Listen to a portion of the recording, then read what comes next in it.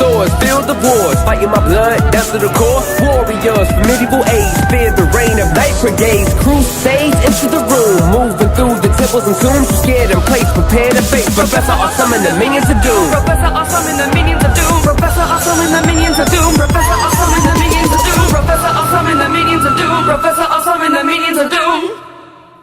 Herman Melville's short story Bartleby the Scrivener is perhaps one of the most fascinating and, for some, infuriating works of American literature. What's really interesting about it is, in some ways, we can't even say for certain who the main character is.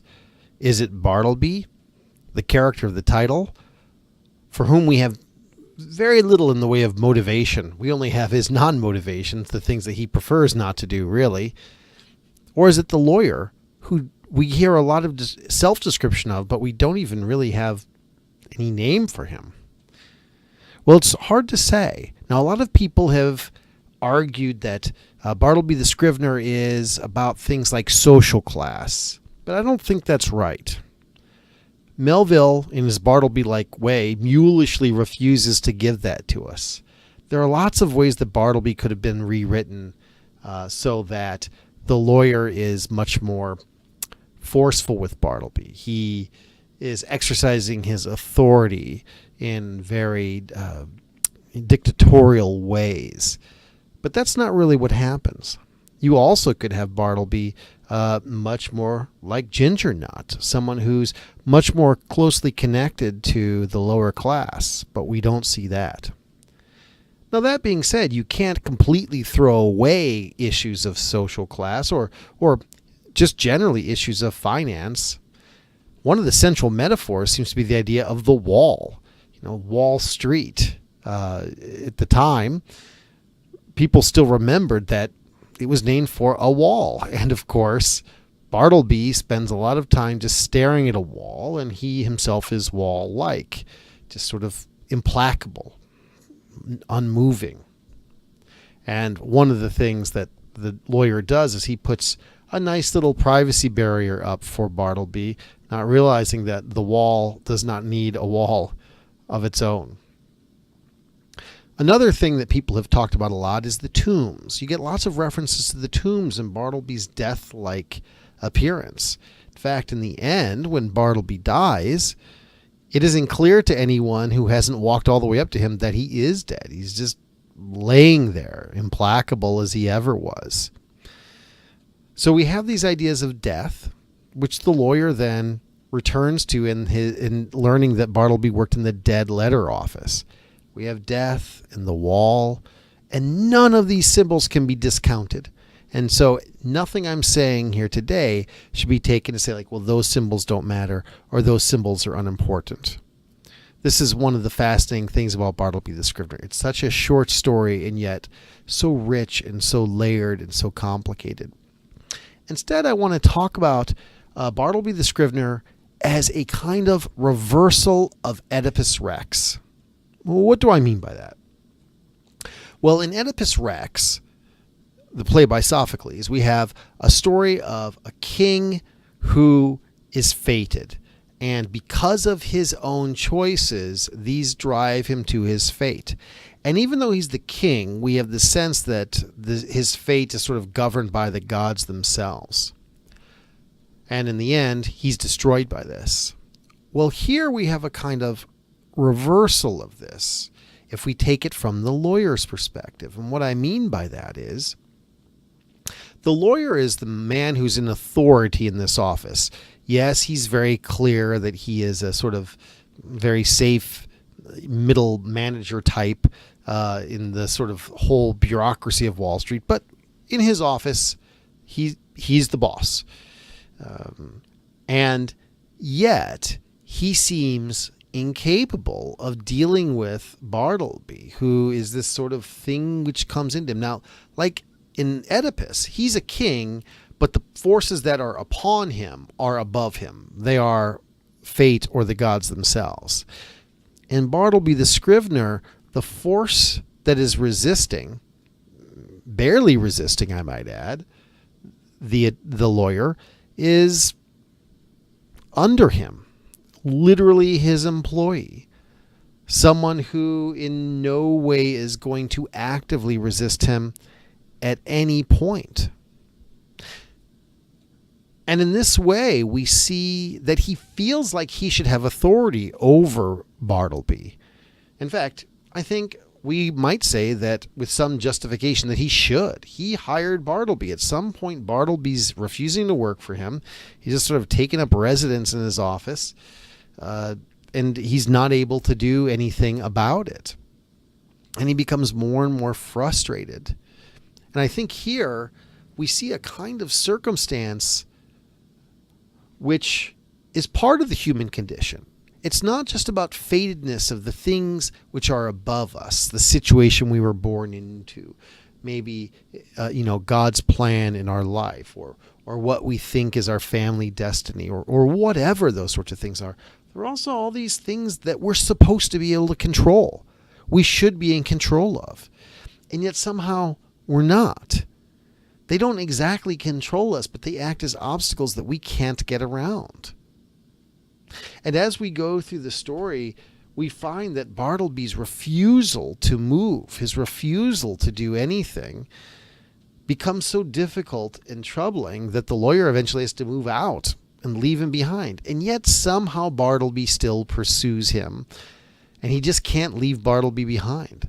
First, he's left him behind, and people keep coming to him saying, won't you take care of this problem? And then when Bartleby ends up essentially in prison as a vagrant, he can't stop himself from going to see Bartleby, from trying to support him, from trying to help him.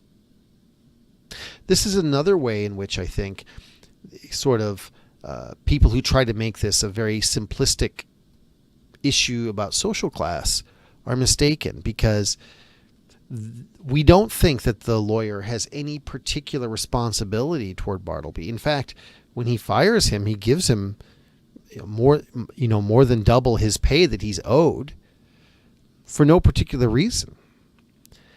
And at some point, when it's clear that Bartleby will not leave the office, even then, when he knows he cannot control Bartleby, when he knows that Bartleby will be, as he says, a fixture everywhere, he invites him to come live in his home. But Bartleby refuses to do that too. He goes so far beyond what he would have to do, and yet he does do this. And so in the lawyer, we see him as trying to do the right thing. And no matter what he does, he cannot affect Bartleby. In the same way that we, often going through our lives, sometimes we don't do the right things. He loses his temper with Bartleby on occasion, but he's always trying to do the right thing. He's trying to do what is right, and yet these circumstances, not that are above him, but below him, a thing he's supposed to be in control of, he has no control over. Now, the flip side of this is, of course, Bartleby himself, who in some ways, again, like a reversal of Oedipus Rex, refuses to submit to his fate. In some certain ways, Bartleby is a kind of Nietzschean Superman, an Ubermensch. He exerts power over everyone over him, except for when he buys nuts from the boy in the office. We see that Bartleby, through his inaction, has complete control over the situation around him.